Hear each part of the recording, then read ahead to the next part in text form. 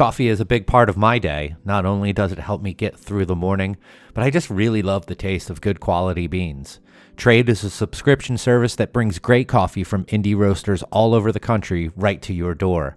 Tell Trade what you typically like, whether it's espresso or single origins or even decaf, even how you like to make your coffee, and they will recommend the right beans for you. Or you can just choose from over 450 different coffees. Then you select how often you'd like the coffee delivered to you. Shipping is always free, by the way. And if you need to skip a week or so, just do that. You can do it. No charge at all. Then pick back up when you're ready to get beans delivered to your door again. Go to unitedwedrink.com/trade to get started with Trade today and start getting some of the best coffees in the country delivered to your door. That's unitedwedrink.com/trade.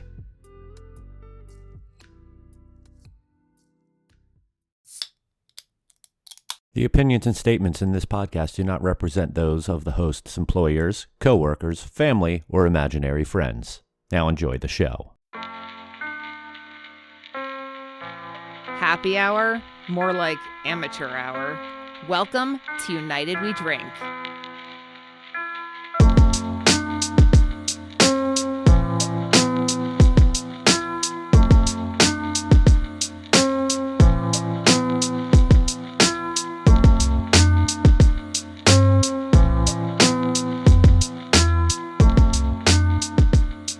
Hello, everyone, and welcome back to the United We Drink podcast right here on UnitedWeDrink.com, as well as Apple Podcasts, Spotify, Stitcher, Google Podcasts, Amazon Music, and wherever fine podcasts are found. My name is Mike Urevich, and I think I can pretty safely say that Kevin and I are now like cortisone shot buddies because we have now both gotten cortisone shots in our arms. Him in his elbow, you said? My right elbow, yes. And I in my left wrist. Getting old sucks. It's exactly it, Mike. I mean, you're either old or you're an athlete. And believe me, neither of us are athletes. Nope. No one would ever confuse me with one of those. To take a joke from a legend, if I were to get athlete's foot, I'd be like, I don't know whose foot that is. So how are you doing, Kevin? I'm fine, man. You mentioned the cortisone shot. I got mine a few weeks ago, and I am lifting weights again and moving without pain. It's been magic, and I'm hoping it's going to keep up because I don't need my body falling apart any more than it already is. I hear that. I got mine almost a week ago, and they told me I should wear a brace for 2 weeks. So I'm 1 week into that now. Honestly, I was a little afraid of it because you had mentioned that you were really sore from the shot for a couple days, and I had like nothing there. I started to feel like less pain within a couple hours, and the next day was feeling pretty good. Like I was almost like, let me take this stupid brace off. But no, I'm not going to be like that. But yeah, it's feeling so good. It was very painful for about like 8 months or so. And I said, once the boys were 18 months, if it's still a problem, I'll get it taken care of. I waited till 19 months, so I went against my own words. But no, I'm glad that I did this, and it's already big help. Happy to hear it. Less pain in our lives is always a good thing. Oh yeah. So Kev, what are you drinking here tonight? You know, Mike, we're going to talk about non-alcoholic beer, so I thought I should just drink NAs tonight, and I have a couple, but we just bottled today. The day we're recording this episode, we just bottled our Neon Skyline, a collaboration with the Tank Brewing. It is a West Coast IPA, and I hold the label up not because our people can see it, but just so Mike can mock me properly and explain to me why the name sucks and the label sucks. So you can do that now in front of the listeners so that they can bask in the glory of your takedown of my brewery, or you can do it personally later on. It's your choice. But we actually made this beer. This is a You're not brainchild. going to give me a chance to do that? No, I'm going to keep saying words and then you can do it afterwards.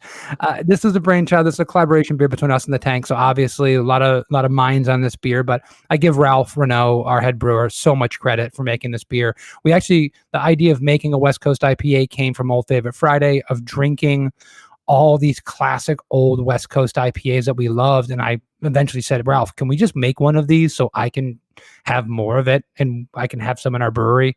And I think with him and the guys at the Tank, we came up with a really great, somewhat modernized twist on it, but a really nice, there's bitterness, there's flavor. I'm really proud of this. And it's coming out, I believe, on the 24th of June, which I think this episode will be out.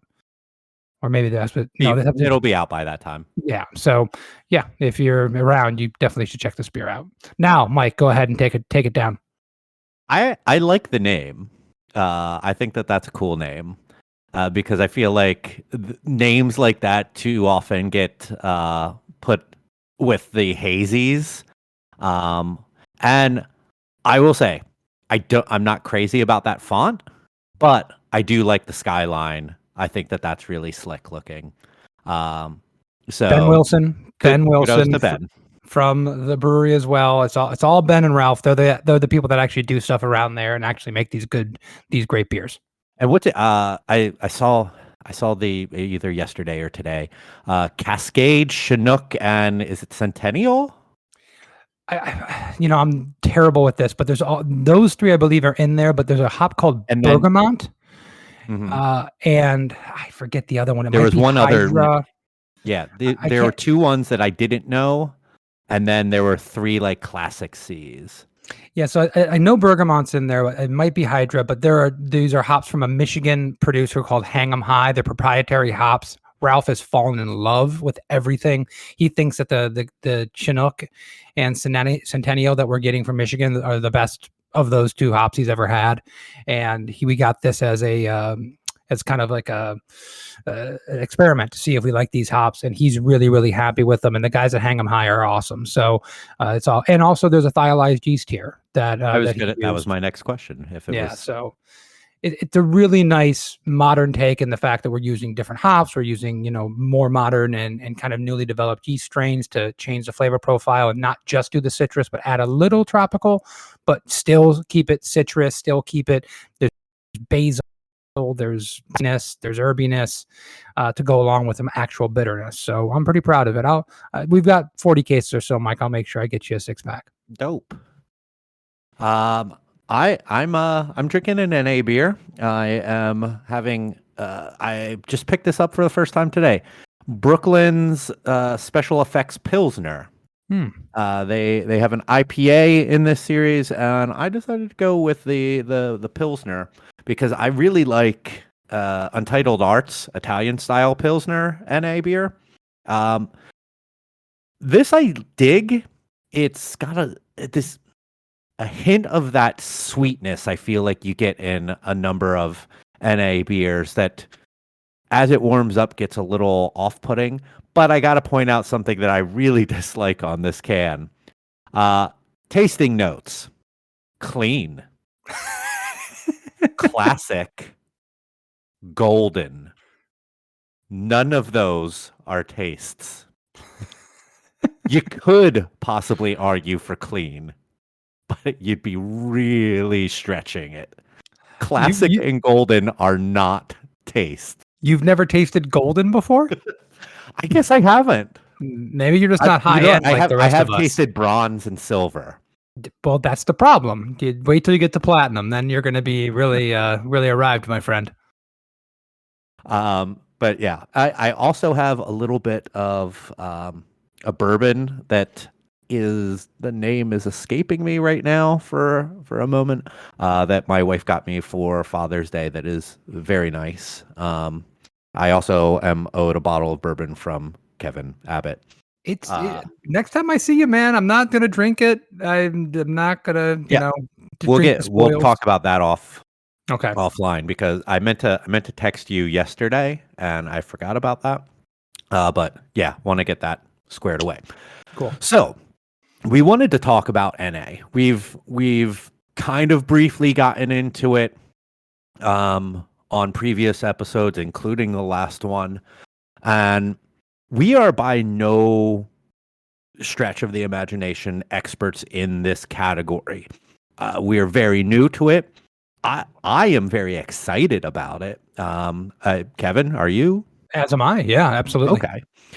I think that what we are starting to see coming out of this segment is really exciting, really interesting, with so many brands starting to make NA, brands that are completely dedicated to NA.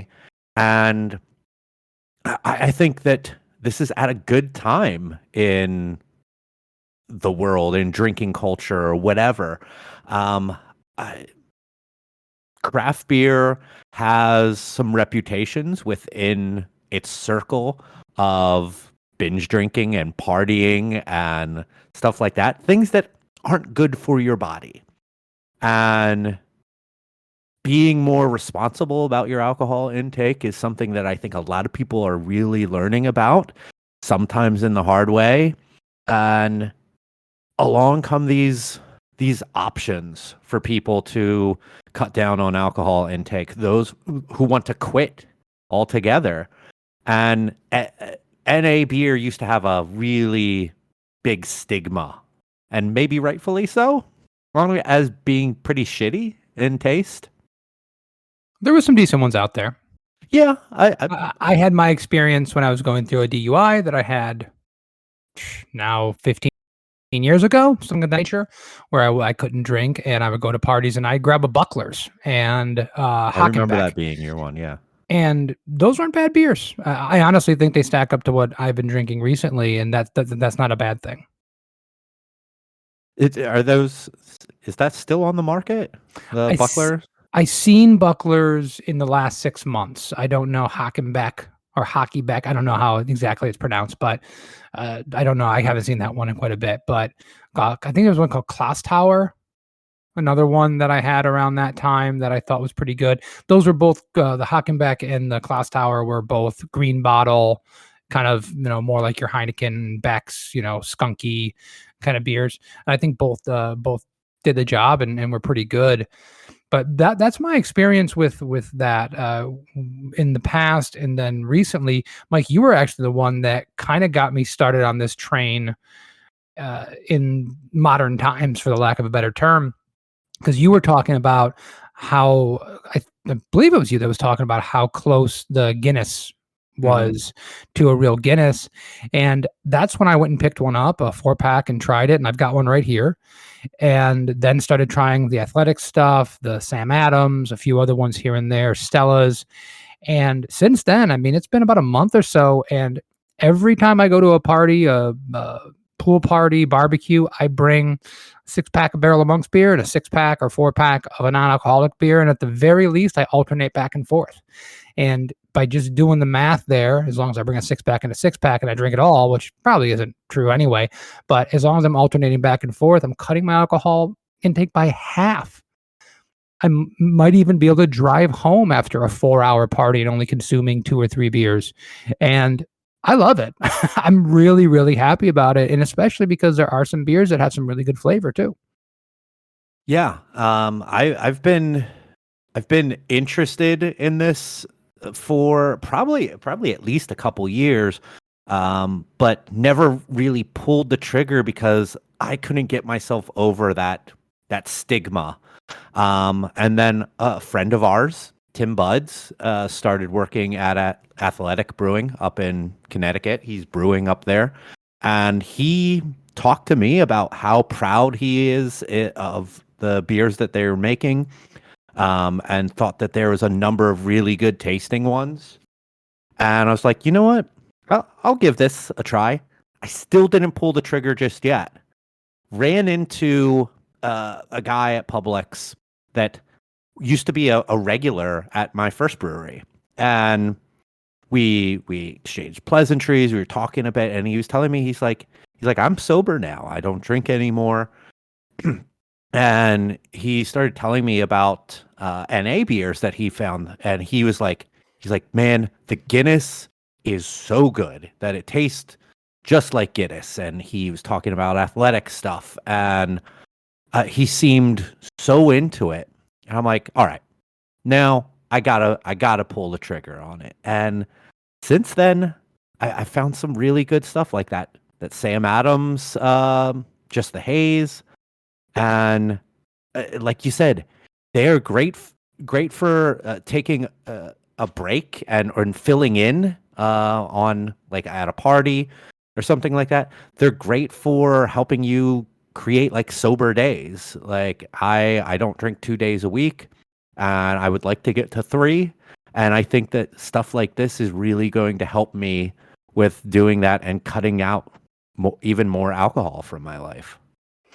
Well, I'd love to talk about some specific beers and maybe some process and maybe the market and where we think it's going to go. But I think what you're talking about right now, both of our experiences are kind of informing on how not just that we drink alcohol and we're in the beer scene, but why we drink alcohol and in what situations we drink alcohol.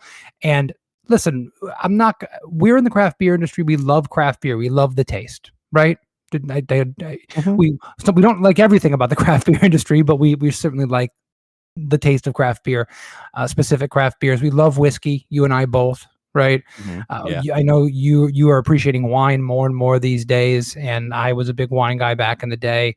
So we like the taste of these alcohols, and that's important. But there's so much habituation in when you are hanging out with others, when you are doing certain activities, you are drinking because either maybe your parents drank or you started drinking early on and it was college or high school, or you drank because you were like me and just uncomfortable in social situations. So the easiest thing was to have a can in your hand or a red solo cup and take a sip every 30 seconds because then you're at least doing something, right? You're not just standing there. And it was a lot better to do that and looked a lot cooler than if you had a Coke.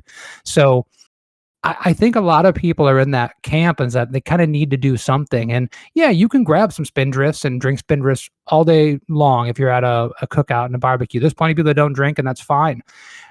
But for the us that are kind of like in that, we love craft beer, we love the taste, but we also want to have that alongside with a little bit more responsibility. I think it's a great option because that is so much of it. What it is for me is just once a beer is done, I want to grab another beer. It's just the next thing that I've been um, habituated, again is the best word to use, to do. And this is a good way to break that cycle a little bit. And the other big thing for me is I come home at the end of the night, my wife and I go out for a dinner or what have you, and I'm the guy who grabs one last beer. That's Yeah. just kind of my I thing. Mhm. I want one last beer. I just had a great night Nightcap. out. Yeah, one nightcap, one last beer. Even going to sit down in bed and watch an episode of TV before we fall asleep, I always grab one last beer. And I'm not saying it's a healthy thing. I'm just saying this is who I've become. I'm 42 years old, and I'm not saying I can't change. This is part of the change. Is instead of grabbing a Guinness Zero, grabbing one of these NA beers instead, and still feeling like you're part of that celebration or part of having that good time while being more responsible and more healthful. It's wonderful. I mean, I really, really love that aspect of it. And I'm sure each and every person that's listening to this, you might have other situations where you just feel like this is why we drink and why we continue to imbibe maybe sometimes unhealthy levels, and anything that can break that cycle even a little bit. If you are the kind of person that drinks 20 drinks a week and you can just get down to 19, that's a good thing. hmm Yeah, I mean, you say stuff like that to your doctor, and your doctor's like, It's still a lot, but you're making progress, and progress is a good thing." And I mean, to piggyback on what you were saying, I absolutely one of those people in the same boat. Having the nightcap after you get home from dinner or a night out, something that we don't really get a whole lot of anymore. But uh, speaking pre-child times, but yeah, we've, I guess, for lack of a better word, have like some mild addictions to these substances that have created um, things that we do, repertoires that we have created for ourselves that though that beer or alcohol of some sort has to be a part of in order for us to feel complete in those situations. And being able to acknowledge that and being able to find a way to kind of keep the ritual going, but in a much healthier form by having like an NA beer, is a great pivot and a great way of maybe cutting that out at some point. Who knows? But it's an acknowledgement that you that you may have an issue. You could be doing something better for yourself in a healthier form and getting there. So I think that it's great for helping us out in those ways. And another thing that we are not experiencing because of where we are in our lives, but other people are. There are people that either haven't drank for a long time, who have always wanted to, who loves craft beer, and they want to experience that, but they don't drink. So now they're getting the opportunity to, which is wonderful. It's a different bent on that. And then the younger generation that will have opportunities to have flavorful, complex beverages that you can enjoy in the same way. Hopefully we can enjoy our craft beer without ever getting into the alcohol aspect of it. I mean, those different narratives are just as important. They're not our lived experience, but somebody out there is experiencing those. And a lot of this is being driven by people our age, Mike, who are wanting to be more health conscious. And so much of it's being driven by the younger generation that is just not drinking as much. They're smoking a lot of weed. They're doing other things. That's definitely on the rise. But alcohol consumption is down with younger generations. And it's filling the market by offering all these. It's a pivot in some ways from some of these breweries going, well, if our people are evaporating, we got to continue to keep the lights on. So there's a lot of reason for the market to do it. But when it's something that is overall a good thing for probably everyone involved, it's one of the times where capitalism kind of works. Yeah. So I have a question for you from a standpoint of the beer, the NA beer in the market, working with other like NA products that are kind of alcohol adjacent. Let's say hop water for this steak. A lot of breweries, some breweries are making both a hop water and an NA offering. Like Lagunitas, off the top of my head, is one that I can think of. What are your feelings on placements of these products in like a grocery store or something? The NA beer is with beer. Mm-hmm. Hop water seems to be kind of all over the place. Like, does it go with water? Does it go with beer? Can it go in both? Can it be like the sriracha of the world that is in hot sauces and the ethnic food section? What are your thoughts on like, should NA beer be with beer, or should it be with non-alcoholic beverages, or like just thoughts on planogram type of stuff? well, technically, I mean, we are talking about NA, understanding that depending on the process in which you create your NA beer, whether it's some kind of distillation, which can remove all alcohol and get a true zero beer, or it's some kind of fermentation that utilizes different yeast strains and different matching temperatures to create things like fructose and sucrose instead of maltose. Which will yield a 0.05 alcohol level. Those cannot be non-alcoholic and alcohol free and sit next to the bubbly water on the shelf, yeah. Right? So because we're lumping those two things together, which they want to be, I mean, I think there's been a precedent set with, this goes back to freaking Sharps, which I believe was a Miller product, and Bud had their product as well. O'Doul's and Sharps. Those were the two NA beers that my dad drank when I was growing up. there's a precedence for that. So I think NA beer is exactly where it's supposed to be. It's in the cooler where all the NA beers have always been, but instead of 2 or 3, now there's 10 or 12 in some grocery store sets, which I think is great. The hop water thing is still a mystery to me. I've never had one. Oh, okay. No, I've never had one before, so I'll just claim ignorance on that. I can't really speak to it, but the market aspect of this is a thing that fascinates me the most, because I can't decide in my own mind, like I'm setting any precedent or something, but I can't decide in my own mind if NA beer is more like seltzer or it's going to be more like craft beer. And what I mean in that is I had an inkling early on, and I'm not trying to claim I'm Nostradamus or something. Well, actually, I can be Nostradamus. He didn't predict the future either. I claim to be exactly like Nostradamus. I have as much ability to do so. I thought that seltzer would eventually get gobbled up by big producers because craft seltzer really isn't a thing. The people that are drinking seltzer really don't want to have a marshmallow toasted coconut whatchamajigger. They just want to have something that has some fruit flavor in it and is neutral in flavor otherwise, and then they pound them at a party. So when all these big craft brewers were doing their seltzer, I just didn't think they'd be able to have any lasting effect because of price points and just the name value of White Claw, or the name value of a Budweiser, Bud Light, Corona, what have you, would just drown that out, and we would never see, I always say, like 4 or 5 doors at a grocery store worth of craft seltzer. We're going to eventually have an expansion like we did, and it's going to distill back down to a few well-known brands because that's what you really need for that.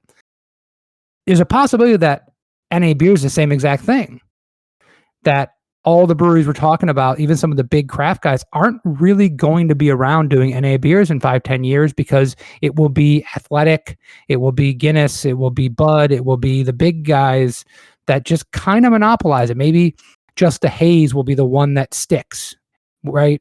But do we really need 20 hazy non-alcoholic beers? Or is the market really only need one? And I can't tell because obviously there's more flavors involved in beer. And as the technology gets better and more people have a chance to do it, will we end up having chocolate, coconut, raspberry, truffle, imperial, faux imperial stout NA beers? If that's the case, it will beget more craft involvement and things like that. But I'm 50-50 on that. I don't know.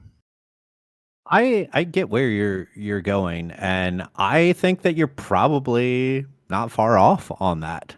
I think that there might be maybe just as much sticking power for a small brewery doing NA as it was for seltzer, because the market share potential for NA, I think, is astronomically lower than seltzer was. So there's less of a playing field for them.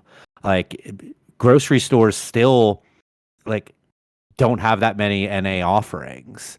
Not very many bars carry NA beer. That's a big aspect of this that a lot of people miss. Yes. Yeah. I mean, Whole Foods is probably like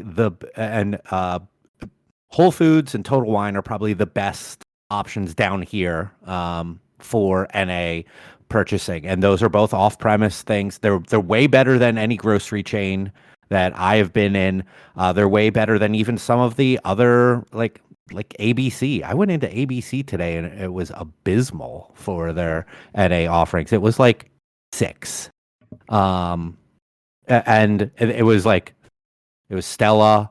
It was a couple German ones that I didn't know of. It was Brewdog and something else. But like, yeah, the off-premise options are not a whole lot. So that's a lot of market share that you're not going to be getting. So it does almost seem like it leaves it to the bigger options. I mean, Athletic Brewing last year was the number 13th largest producing craft brewery in the country. And That's they're amazing. completely NA. So they make a lot of stuff. They sell a lot of stuff. And that's awesome. Um, but to go to, there might be those niche possibilities, like you were talking about with pastry styles. Untitled Art does that. Like they have sour fruit, like smoothie sour options. They have pastry stout options, special release NA stuff that they do. Athletic does special release stuff like that that you can buy on their website and get shipped to your door. Check it out by going to unitedwedrink.com/athletic. And so I think that there is that niche market is going to be there, but I think that's going to get filled super fast too. I don't imagine some of your big boys who do those beers getting into that segment and flourishing, or just even getting into that segment, because I don't think that they will. So there's possibilities, there's potential holes to fill, but I think that the amount of those holes to fill is much less than seltzer.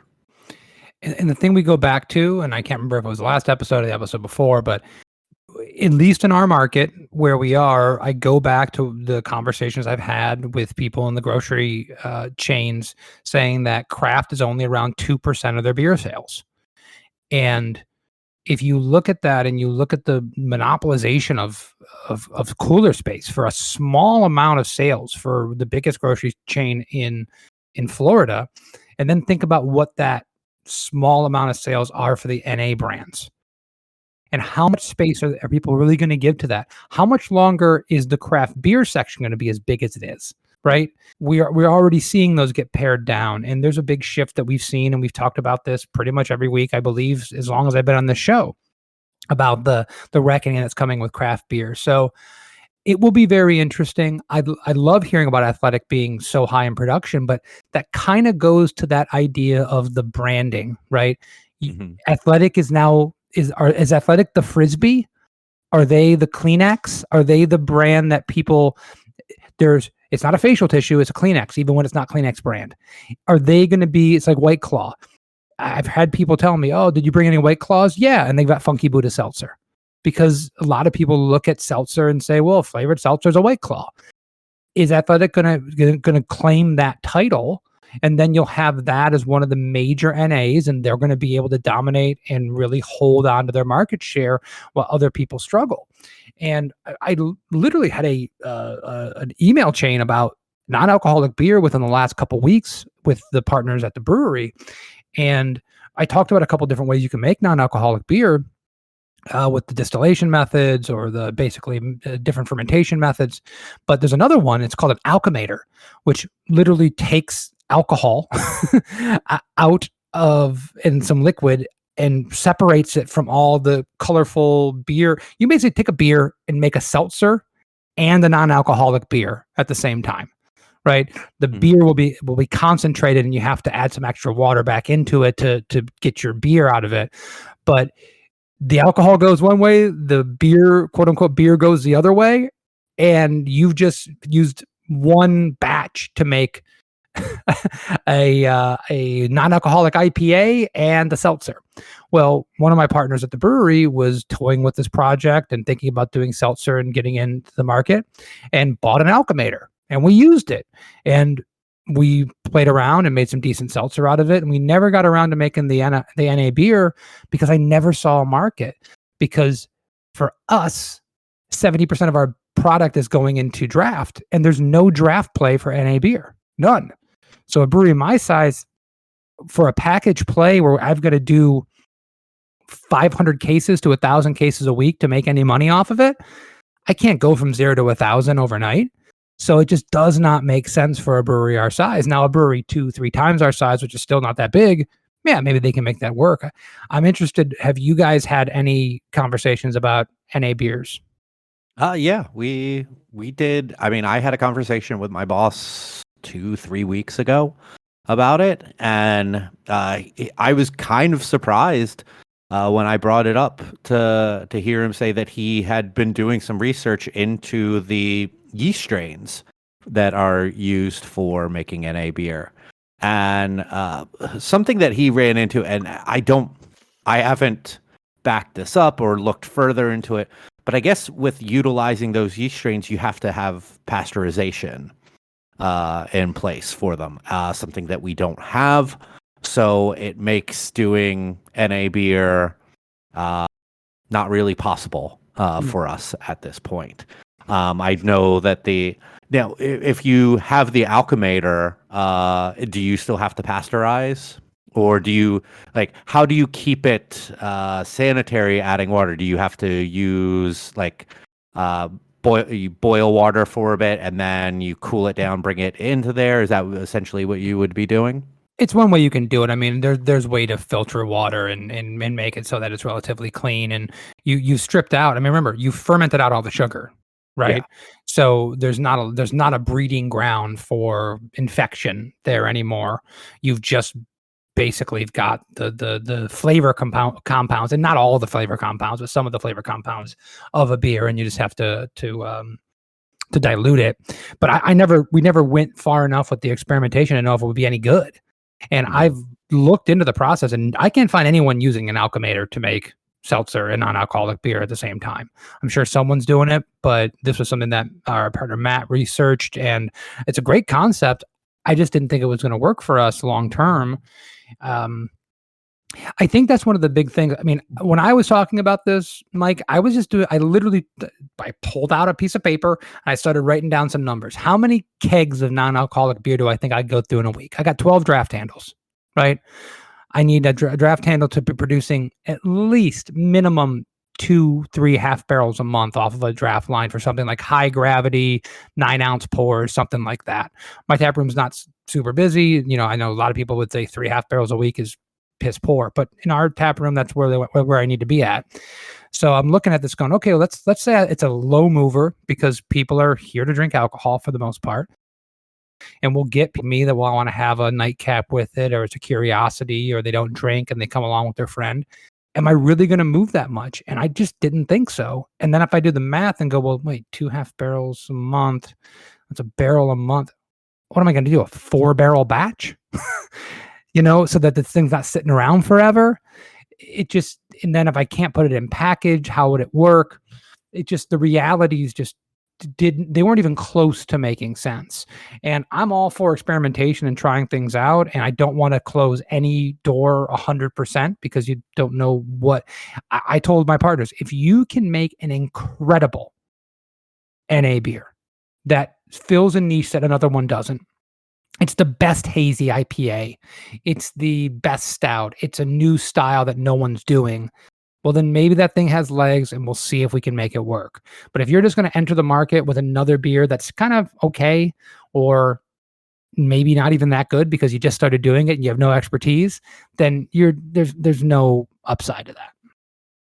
I'm gonna channel my best Phil Palmisano with this and say that for something like this to work, you have to be a brewery of a decent amount of size and probably have a bunch of chain approvals and mandates to be able to negotiate a space for an NA beer like that in just your regional area. And for that, I think you probably have to be closer to the 10,000 barrel a year mark to be able to, one, keep that into your production levels and not hurt beers that are already selling for you. And yeah, to be able to go to your Publix who carries maybe 1 or 2 of your beers in every store and say, hey, we have this NA offering. We would like you to consider, can you make it a mandate in all your stores? You need to already show that you do business with them pretty heavily to get into those conversations because, yeah, draft is not going to be really a thing. And the way I look at it is if you can make it on a small scale for your tap room, I think that's awesome, but not many people have the capabilities to do something on a small scale like that. And especially like what I was saying before, if you're going the full fermentation route that you have to pasteurize, a brewery that small doesn't have the capabilities of pasteurizing, at least in a good, reliable fashion. You're not just going to put your kegs into hot water for X amount of time to kill what's in there.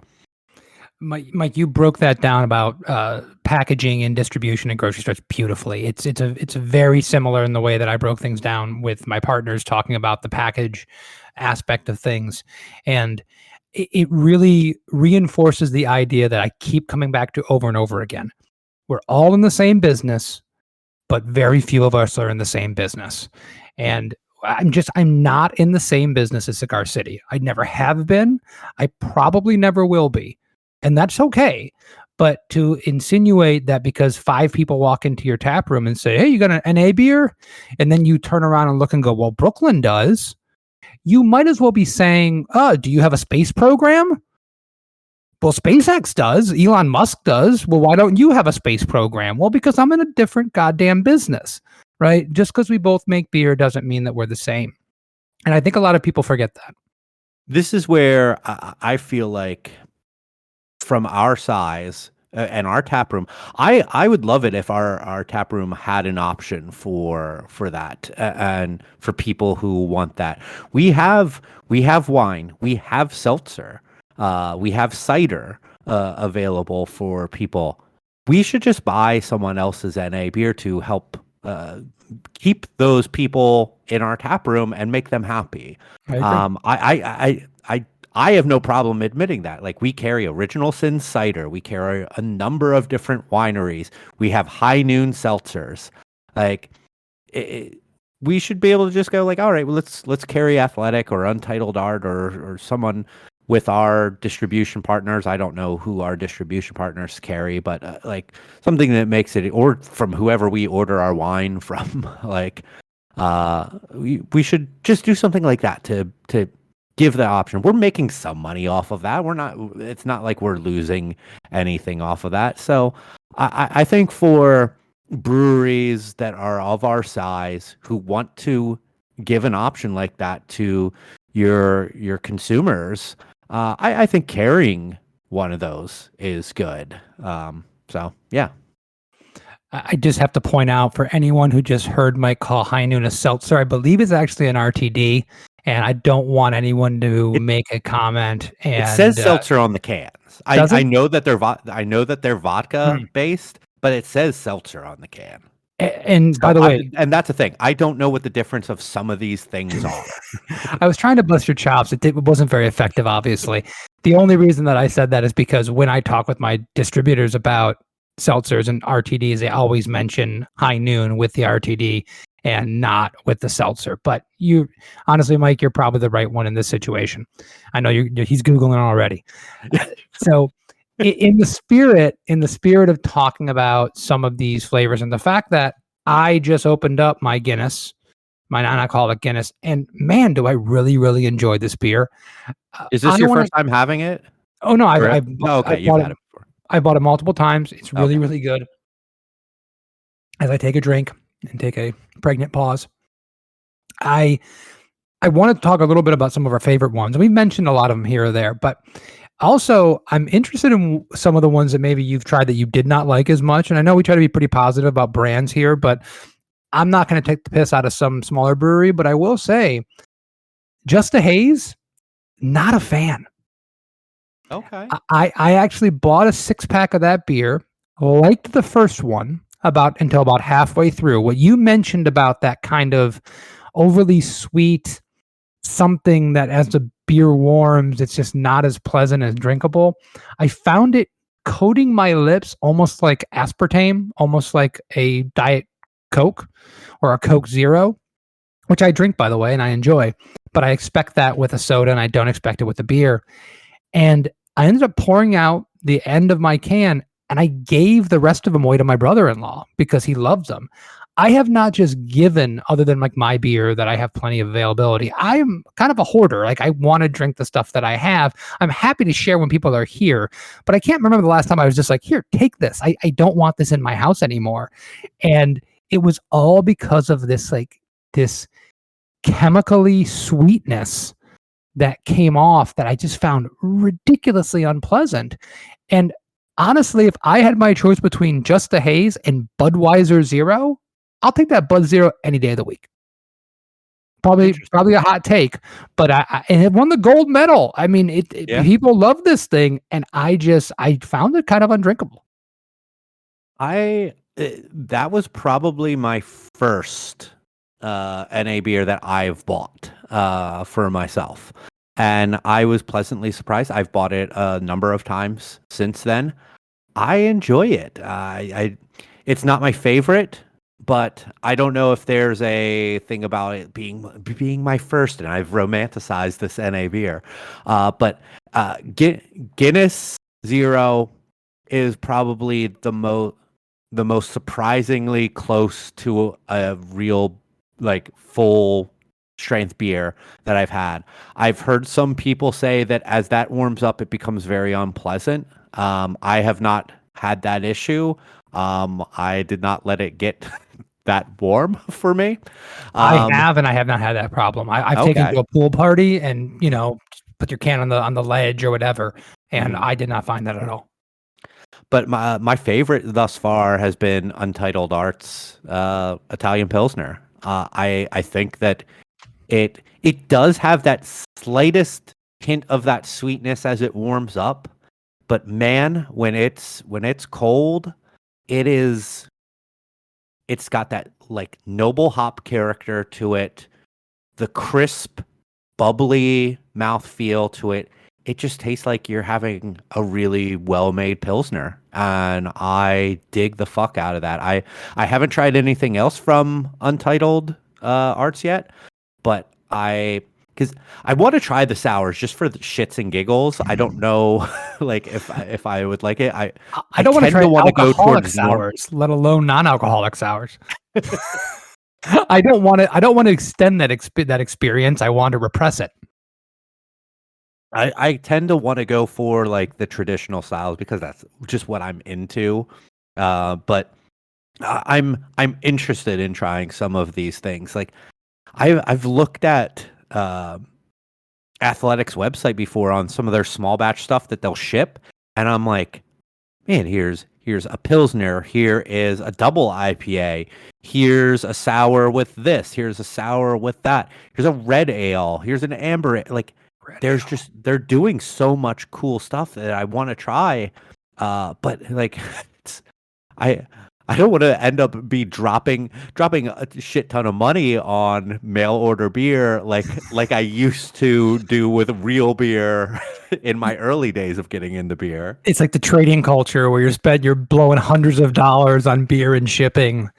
Yeah, to get NA beers delivered to you. Talking about Athletic does offer free shipping on two 6-packs or more. That's good. Well, I'll tell you, Athletic, the hazy IPA from Athletic is, in my opinion, far and away better than the Just a Haze from Sam Adams. In my opinion, I think it's a much, much better beer. I really like the Golden Ale better than the hazy IPA. I found the Golden is the closest thing to what I'm looking for when I want something that's like really clean, really refreshing, a good beer flavor. I know that it's just idiotic. We're in a craft beer podcast. I'm talking a beer flavor like I'm, my mom or something. But I do think that it really hits the mark when it comes to that. And then I really like the non-alcoholic Stella. I forget the name of it, but I picked that up recently and I really enjoyed it. So I haven't had very many bad experiences so far, except for the gold medal winner and the one that unanimously everybody else loves because I'm apparently wrong in everything. But I'm continuing, and I haven't had the Untitled Arts beer yet. I'm basically going on a regular basis to Total Wine & More and just grabbing a 6-pack or a 4-pack to give these things a try as I try to kind of hone in on the ones that I really want to revisit. The Free Wave, that's the hazy one from Athletic, right? Yeah, that's the one. Yeah, I've had that, and I enjoyed it. I had the Golden at your house last time that we came over, and I thought that was pretty solid as well. Yeah. I'm pulling up Athletic's site right now. They're doing a beer with Netflix, or an NA beer with Netflix for The Witcher right now. Okay. Like, so like that's a big deal. like for cross promotion. Like they have a raspberry sour. Um, Oh, I did pull this up earlier, Mike, to make Goza. sure that I pulled this up earlier to make sure that I knew the ones that I had tried, and saw this. I just saw Dortwinder Goes or Downwinder. I thought it said Yeah. Dortwinder. I was like, if they make a Dortmunder, a non-alcoholic Dortmunder, they will be the kings of the world to me because it's one of my favorite beer styles. No one makes a freaking Dortmunder, so that would be amazing. Yeah. Tim, did you hear that? down. Make a Get on it. Dortmunder. But I see some fun potential. I like let it be the ones who ultimately win out on it, possibly. But overall, Here's a big question: is it a fad? Is it? I don't know what you think about seltzer, Mike. I think seltzer's here to stay in kind of the place where it is right now.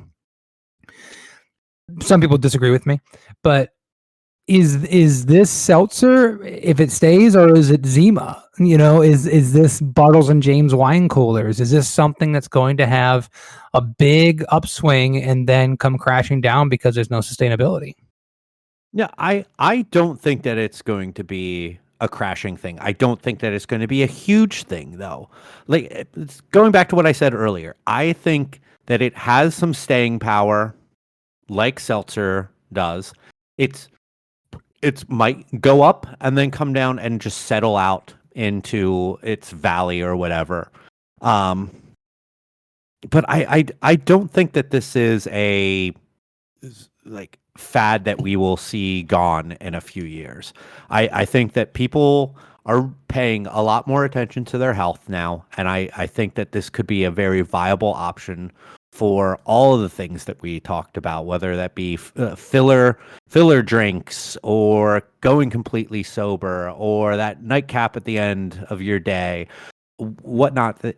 There are those potentials there, and people are being more health conscious, that there is that market to fill that. But I do not think that it is as big of a potential market as seltzer had, so it won't be as big of a thing as seltzer was. Also, I feel like seltzer is being lumped in with the RTD stuff, flavored malt beverages. Like they're all kind of like looked at in the same way, and when you do that, it makes that market appear even bigger. Like when you have your hard iced teas and even White Claw's doing like vodka based drinks now. So I think all of those kind of play in the same ballpark, but the field for athletic. Oh, look at me doing puns or references here, and pointing it out while you're doing it, which is what a professional does. I just caught myself off guard by that. I think that the dimensions of their field might be a little bit smaller. I caught myself off guard by the thing I just said. But yeah, this is. I would like to think that this is something that I can incorporate into my lifestyle more and can have a sticking point to me. And I'd like to think that a lot of other people can, so that there is going to be a place for it. I think that, though, it will be like athletic will be the big dogs. Your big guys will always have their, like, O'Doul's has been around like since the dawn of man, right? It was like Adam and Eve, and the snake offered Adam and O'Doul's or something, right? There's some version of the Bible that has that exact story playing out, I am sure. It's the King August Bush version of the Bible. It's in some hotel chains. I think Comfort Inn. No, it's La Quinta. There we go. But yeah, I think that it is here to stay, but not in that fashion of where like it's going to have like a 10% market share or anything like that. Quick question here, Mike. If Because listen, we're learning more and more stuff about genetically engineered yeast and things of that nature. I mean, we are getting they have in some ways perfected lab grown meat. It's not cost effective, but they can make it taste like beef, right? And in 15, 20 years, it will be marketable in a cost effective way and it will be available for us. When and if they make NA beer that can taste exactly like your amber lager, exactly like which I know you like, so I bring it up, the Waypoint IPA. For me, a beer that tastes exactly like a big malty red ale, or my favorite Great Lakes Dortmunder. If and when they're able to do that, would that mean no more alcoholic beer ever in your life for you? Is it really all about the taste, or some of it about the buzz, something about the, you know, state of being of drinking alcohol? Oh, yeah. I mean, for sure, those are parts of it. I mean, I, as I have been getting into NA beers, I have tested this theory of after an afternoon of dealing with my boys, after I pick them up at daycare at 3 o'clock, and I have them until like 5:30, 6 o'clock by myself when my wife gets home. And if it's a bad afternoon of being screamed at, crying, hitting, like stuff like that, and I'm like, I need a beer. And it takes that slight little edge off. Doing that with the NA beer, there are days that I have felt like it has worked and the placebo effect has kicked in, and there's days where it's been like, this isn't fucking doing shit. So, so yeah, there are those days where alcohol, I feel like, is needed and is helpful in that. It's never really helpful. And I am one of those people who feels in their own mind more artistic and more clever after a beer or two, and comes up with some of the best ideas in the world. But I know a lot of that's probably just in my head. So that's going to remain for the time being that I see. Will it forever? I don't know. But there is something to having a drink, whether it be taking the edge off or just a social situation of after putting the boys down, my wife and I having a cocktail or a drink together and talking or watching a show or a movie or something like that. It's an enjoyable thing. I would like to see myself get to the point to where I am doing that more as an enjoyable thing and not just as a mechanism that I am used to doing, and that I think would be, again, further better for my health. But unless a doctor tells me so, I don't think that I will ever fully cut it out. But I would like to cut it down as much to just enjoying it how I need to enjoy it, and not any more than that. I feel like that the question that I asked you developed into a therapy session, and you owe me $250. Oh, okay. I'll send your wife the Venmo. Yeah, I was gonna say, I don't have that. As someone who grew up is probably the wrong term, because I was an adult before I started reading them, but who read a lot of Charles Bukowski in their life. I do enjoy drinking, and probably will for the remainder of my life, which I hope is a long one. But I respect any person who can cut any amount of alcohol out of their life that they want to cut out of their life. I think it's a really important thing, and to give yourself options for it. And this is a great tool to do it. Yeah, I absolutely agree with that. All right. Anything else that you want to add? No, I think we did a good job covering our feelings about this, and got into all the things I want to get into: the market, particular beers that we liked, our experience with it. This is a really fertile ground. I'd love to hear from some of our listeners of what they're drinking and how they feel about NA beer and how it fits into their life. Yeah, absolutely. Yeah, hit us up on our social and let us know what brands you enjoy, if we should try anything, and just how it has maybe helped you. All right, let's get into doing last calls, the point in the show where we give each other an unspecific amount of time to voice our opinions on whatever it is. It's uninterrupted, unobjected, unopposed. I'll start things off here. I made a tweet about this the other day, but figure I will put this in here because I don't know how many people are on Twitter or even saw it because that fucking place is a dumpster fire. Um, the more that I have gotten into photography, the more I find that the photography community is a weird fucking community. But I feel like almost any community of something arts based can be a very odd place to be, especially when you're getting started. There seems to be a whole lot of wanting to help, but also not wanting to help at the same time.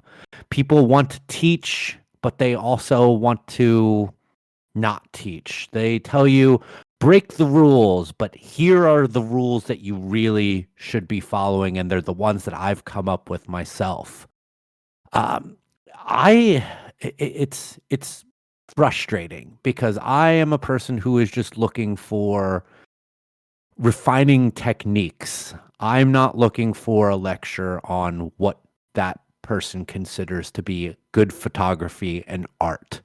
I'm just looking for fixing my sharpness issues. I don't need you telling me that good photos make people think and make people do this and exert feelings, and to do that you need to do this. And fuck, man, I'm trying to develop my own style, not your style. And I don't really care at this point if people like it or not. I'm doing this for myself.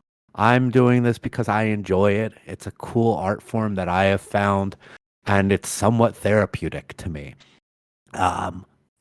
Be a teacher or don't be a teacher. And stop fucking gatekeeping the community. There's been some awesome people that I have met through photography, and on Twitter, and they have given me some really awesome pointers, and I thank them for that. But like, Jesus, it's such a weird thing. But you know what? Beer is a fucking weird place too. So I guess I'm just destined to be in weird fucking communities full of big personalities and egos. But you know what? I'll just be over here doing what I enjoy doing. Kevin? I think, unfortunately, any community gets weird if people get really, really into it. I mean, think about the car community and things of that nature. I Oh think yeah. anytime you know an inordinate amount of something and those people get together, there's going to be opinions and whatnot. We don't keep like a record of anything, or I certainly don't write down what I talk about at the end of these episodes on a regular basis. So I'm always afraid I'm going to repeat myself, quite honestly. But I also know that I talk a lot about TV shows. It's become like last call is just Kevin's favorite TV show of the week. So I got another one for you. And I was doing a deep dive into Moral Orel, which was a cartoon on Adult Swim back in I want to say the mid 2000s.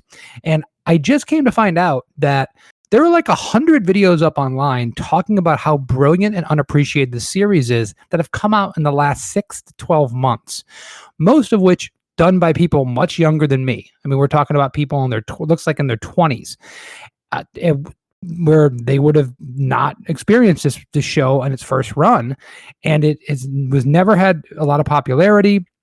It's not really easy to find. I mean, I guess now that some of the episodes are on YouTube, or at least they were for a while, but you can't find the DVDs at all. They're not in print. And Adult Swim did its best to like bury this show essentially. I watched that show in its first run. It blew my mind. It is one of the most emotional, one of the most brilliant satires of religion and small town life. At the same time, it's a love letter because the people that are kind and decent in a lot of ways are that way because of the religion and because of where they come from, but they just don't go in a toxic, awful place with it. It turned from being a kind of shock value episode of the week, how can this be ridiculous, into one of the most brilliant character studies of all time. And a lot of these people, I'm not treading any new ground here, a lot of these people talked about the fact that this show begat BoJack Horseman. It begat some of the great cartoons that have come out of it. Rick and Morty's mentioned all the time. But it is so underappreciated. It's so amazing. And it's such an experience to watch these episodes in the original order and see probably one of the best examples of characterization in a cartoon and evolution of characters that I've ever seen. And it gets to the point where you don't even want it to be funny. You're just fine to watch it and see the drama and the emotion, and the cinematography is off the freaking charts. Also, one of the best soundtracks of all time. In the later episodes, that's where I first learned about the Mountain Goats, was on Moral Oral, and the song No Children, which is one of my favorite songs of all time. If you don't know that song, you should listen to it. It is heartbreaking and beautiful, and the series is too. So if you can check it out, I highly recommend it. If you're a fan, you know what I'm talking about. I know that we normally don't talk about these things. May I ask for a reprieval on this? You are reprieved. I've never watched Moral Oral, but I know about it. I had heard about it from its time. So now that you have said such glowing things about it, I might have to go search it out. Also, the Mountain Goats, No Children became viral a couple of years ago on TikTok, of people listening to it for the first time and being just like floored by the kind of intensity of the lyrics, and people not really getting it at first, and then people explaining like what it actually means. So that's it's funny seeing younger people hear a song. Like, it's crazy to think how old that song is, because I don't like to think about how old I am. But Well, yeah. that song, as I say, it perfectly encapsulates the series. And by the way, if you do pick this up, and I should have mentioned this, but the first season and many of the episodes don't really get into the emotion that the later series gets into. So if you just see it's a little bit wacky and maybe it's punching down a little bit in the first couple episodes, or it's just shock value, there's some fairness in that evaluation. It's deeper than that, but there's fairness there. So you might have to get through the first 6 episodes or so until it really starts to get great. But there's emotion in the show that replicates in that song so well. And I'm one of those people, those sick people. I see beauty in broken things. And that's one of the reasons why I think that song, for anyone who knows that song, No Children, is about a toxic relationship and hatred and misery and depression. And even though it's so sad, it is placed to this jaunty, infectiously upbeat rhythm. And there's joy in that misery that I'll never be able to describe adequately. I'm not articulate enough. And there's something about the joy and the misery of these characters and the potential for that misery to be gone that is just breathtakingly beautiful to me. So I think, and by the way, the episodes are 11 minutes long, and it only has the first season was, I think, 7 episodes. It probably has 35 episodes, something like that, at 11 minutes a piece. So you can breeze through that thing in a couple sittings. Like watching Bluey. I will watch Bluey to the day I die. You want to talk about a great? I love Bluey. Yeah, Bluey's amazing. That's another. You know what? You just stole one of my last calls. I could have done Bluey next week. I will never be as cool as Bluey's parents. Never. There is no possibility. No. We should start a Bluey podcast. I can break down just for our kids episodes to listen to someday. That's kind of cute. Kevin, anything you want to plug?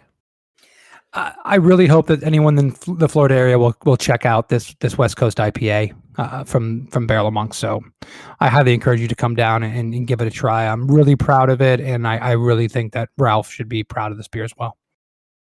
Awesome. I can't wait to try it. We over at Copper Point, we're releasing a new beer. It's going to probably be a day or two after this episode comes out. A collaboration that we did with Tampa Bay Brewing. We made a mango hazy IPA, double IPA, with a lot of mango puree, and I think 586 is the hop, which has a ton of mango flavor already in that hop. I tried it before we put mango into the FV, and there was a ton of mango flavor in it then, and now with adding the puree into it, it's just even more punched up with those tropical notes. It's called Flamango. Yeah. And that should be out in our tap room right around when this episode drops. So if you want to follow us on our social, you'll know the details. We're going to send out a handful of Slims to the market. So it'll be out there in draft, but cans will only be available in our tap room. And yeah, other than that, my Substack's still there. MikeLovesBeer.substack.com.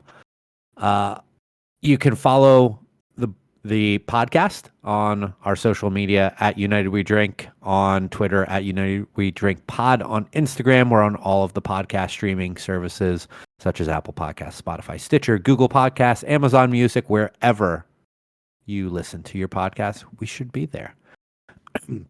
If you would like to support the show financially, you can do a couple different things. You can go to our website, UnitedWeDrink.com, go to the Brands We Love page, and there are awesome options for if you go to and buy products from them, we get a little bit of a kickback from them. Athletic Brewing's one of them. Go there, buy some NA beer from Athletic Brewing, and tell us what you think about them. Like I said before, if you buy 2 6-packs, it's free shipping. So do that. There's also Liquid Death on there. There's a bunch of other awesome stuff. We also have our web store, UnitedWeDrink.com/store, where you can get shirts, buttons, stickers, totes. Excuse me, ton of awesome stuff. They still get that burpiness from NA beers, apparently. But other than that, thank you everyone for coming back and listening. And if you're new here, hope you come back. We'll be back again in a couple weeks with another new episode. And I think we're gonna have we're gonna have someone special for that episode. So be sure to tune in for that one. I also just have to add that Mike only named that beer Flamango because Mangorilla was taken. Nailed it. Delayed, but nailed it. You're welcome. Thank you, everyone. We'll see you next time. Cheers.